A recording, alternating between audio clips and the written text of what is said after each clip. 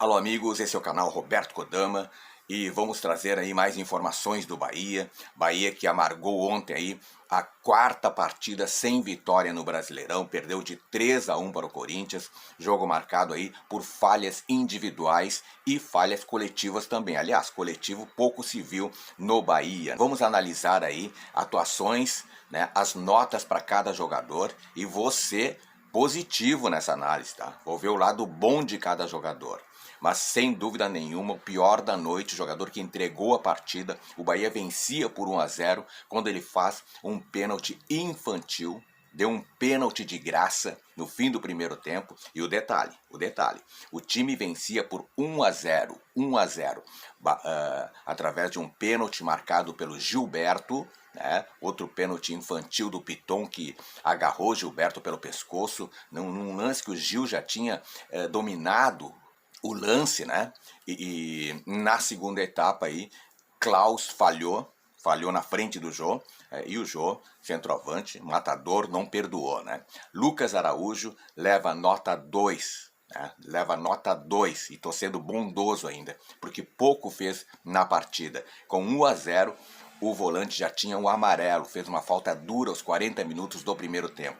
E aos 46, 6 minutos depois, deu o empate pro Corinthians, né?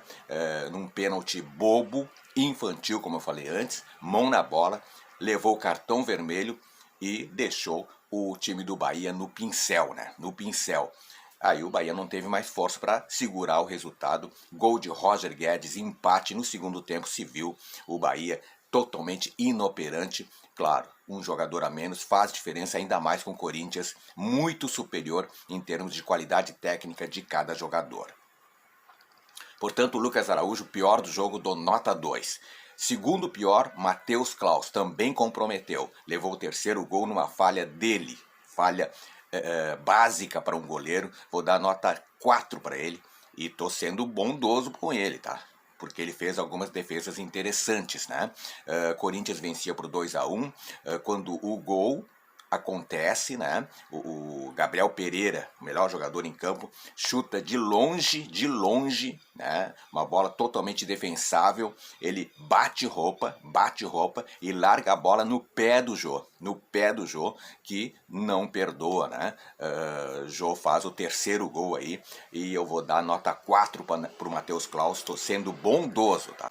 Tony Anderson nada fez, pouca força ofensiva e merece aí um nota 3. Eu não entendo a decisão do Dabov de escalar o Tony Anderson no lugar do Rodallega, que se lesionou, sei lá o que aconteceu. O Rodallega não pôde entrar em campo, o departamento médico vetou a entrada do Rodallega. Então Tony Anderson, nota 3, porque diferentemente do Matheus Klaus, né, ele nada fez na partida. Todas as decisões que ele tomou, né, foram erradas. Nota 3 para o Tony Anderson. Eu não entendo por que a insistência com o Tony Anderson, mas enfim.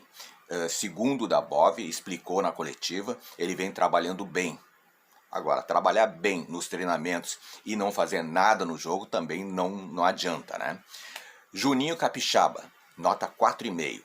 Falhas na recomposição, fraco na bola aérea, fez falta sem necessidade no segundo gol do Corinthians, que originou aquela cobrança aí no gol da virada do Corinthians.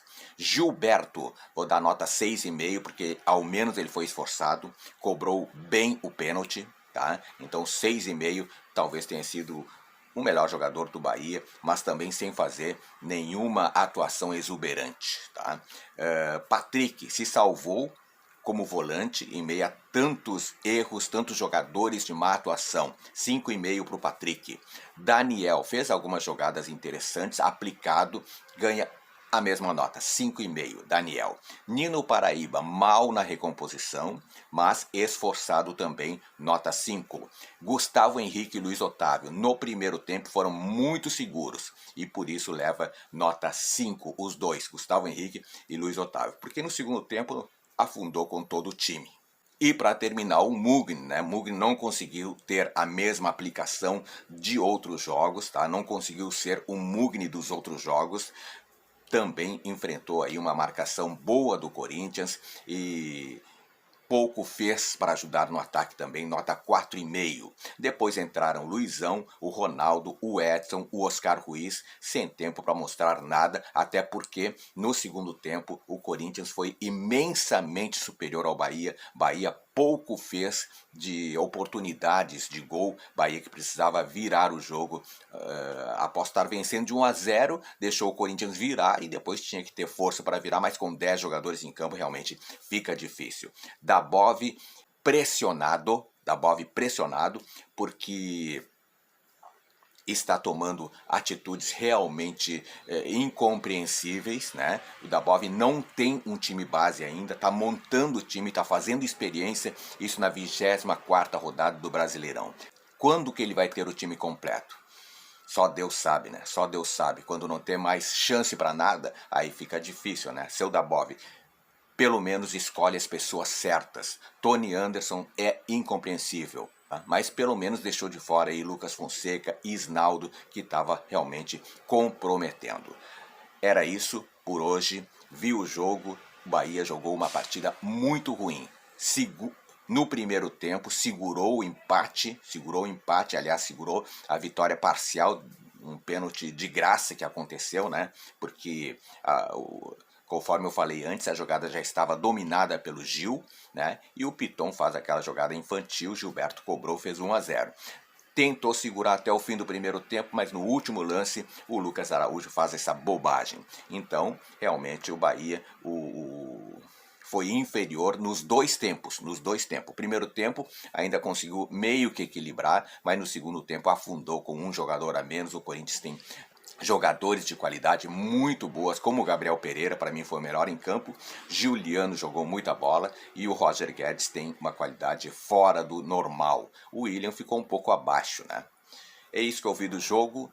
Desejo a você aí uma excelente quarta-feira, um beijo no coração e fique com Deus.